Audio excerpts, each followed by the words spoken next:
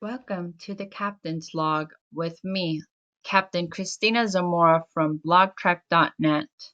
The Captain's Log is a podcast where I document my day and style it like a Star Trek episode. If you enjoyed the podcast, check out blogtrek.net where I have pictures, stories, and more. Hope you like this subspace transmission. Captain's Blog, Stardate 10042021.5. Our ship is in a slightly more stable region of space than it was last week. Our chief engineer identified the issue with the warp core, the car engine, and it seems the ship will need a new EPS manifold starter. The EPS manifold is slotted to be replaced on stardate 10062021. For the first time in a long time, a quietness pervades my mind and spirit. I'm not sure whether to embrace the return to silence or to feel reminiscent about the mental noise. I appreciate the fact that I can once again take comfort in my thoughts, but I also miss the feeling of my mind abuzz with thoughts and that felt as though they originated from a source outside of myself. I'm going to be a bit vague, but this has been the anticipated outcome of an experiment I conducted. I had to see if one thing was correlated with the other, and I do believe I have isolated the cause. The other day I was landing my shuttlecraft at Starfleet Academy, the kids' school, and I noticed that my cadet was trying to rush to the shuttlecraft while preventing a longtime peer from approaching the vessel. Tina opened the bay doors and insisted that I depart at full impulse. I left at 1/4 impulse. I asked the cadet what was going on, and he was vague. I surmised from the context that he didn't want to have his friends see me being trans. I conveyed my disappointment to Tina and encouraged him to be dauntless. The other two cadets seemed to be more accepting of my transition.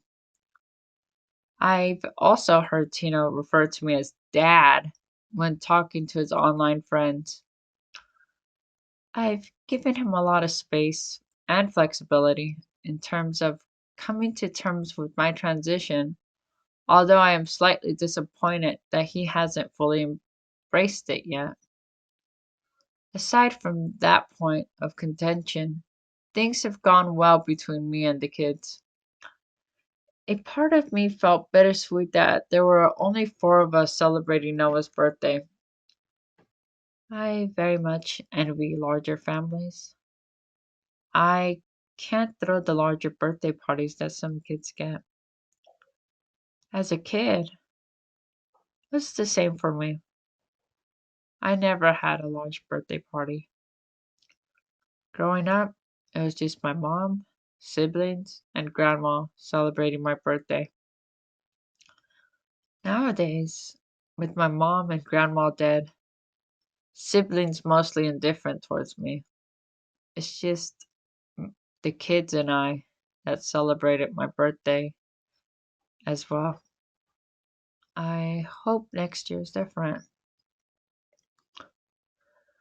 I have found myself spending increasing amounts of time hanging out with my crew. Though I do pine for adult companionship, I am content doing a number of activities and outings with the kids.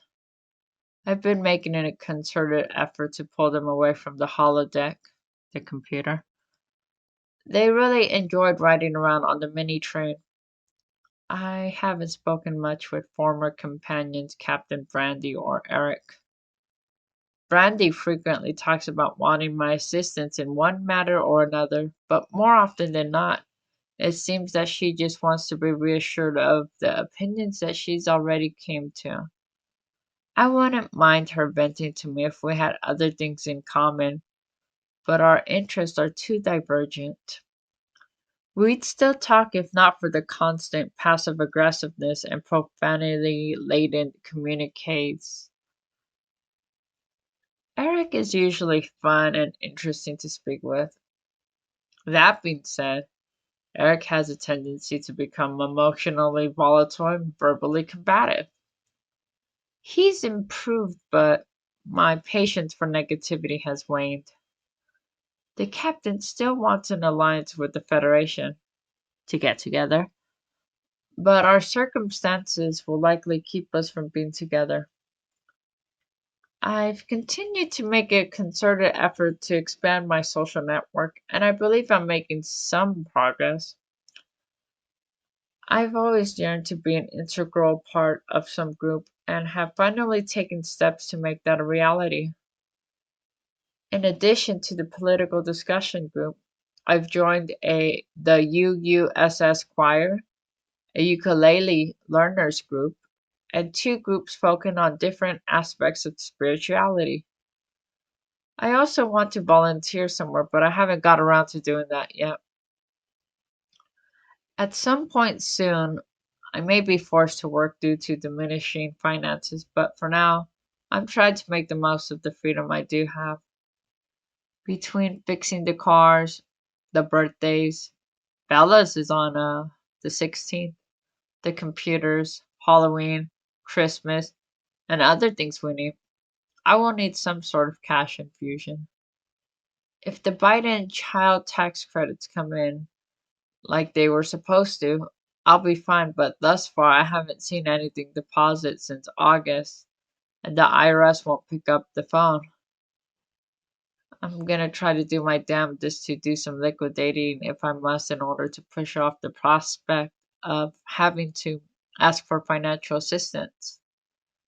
I want to continue to work on my writing, my mental health, and social network more than on finances. If everything went according to plan, I'd start working sometime in the second quarter of 2022. In addition to generating money, I do want to utilize my abilities to help others, hopefully doing something I enjoy. For now, I just thank the universe for the blessings I do have. Food is plentiful, bills are paid, everyone's health is good. Everything else is just icing on the cake. And this concludes this episode of Blog Trek. Thank you for joining. Goodbye.